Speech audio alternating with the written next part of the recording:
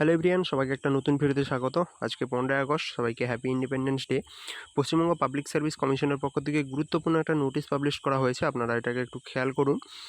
Important অ্যানাউন্সমেন্টে যেটা বলা হচ্ছে, in view of a strike and road blockage called by some organization tomorrow, that is on 16 August 2024, all concerned are hereby informed that scheduled examination and interview of the commission on 16 August 2024 will be held as usual.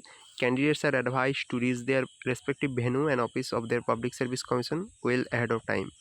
অর্থাৎ ইংরেজি যেটা বলা হচ্ছে, আপনাদের কিছু অর্গানাইজেশনের দ্বারা কালকেই কিন্তু আপনাদের স্ট্রাইক ঘোষণা করা হয়েছে। তো এখানে আপনাদের রোড ব্লকেজ হতে পারে বা আপনাদের কিন্তু যানবাহন চলাচল একটু ব্যাহত হতে পারে। তো সেটার দিকে মাথায় আপনাদের লক্ষ্য করে বলা হচ্ছে যে আপনাদের কালকে যে সমস্ত এক্সামিনেশান বা ইন্টারভিউ যেগুলো আপনাদের শিডিউল করা ছিল আগে থেকে, সেগুলো কিন্তু অ্যাজ ইউজুয়াল আপনাদের হবে। তো ক্যান্ডিডেটসকে অ্যাডভাইস দেওয়া হচ্ছে তারা যেন এই রেসপেক্টিভ ভেন্যুতে তাদের নির্দিষ্ট যে টাইম তার থেকে কিন্তু কিছুটা আগে যেন তারা এসে পৌঁছায়।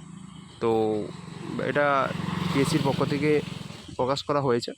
তো এটা পিএসসির অ্যাকচুয়ালি প্রকাশ করার কোনো ধরনের নিয়মের মধ্যেই পড়ছে না।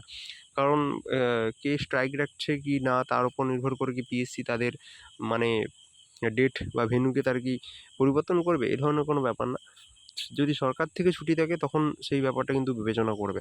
কিন্তু এখানে ব্যাপার হচ্ছে এই ধরনের নোটিশ কিন্তু দেওয়ার কোনো ধরনের প্রয়োজন নেই বলেই আমরা মনে করি।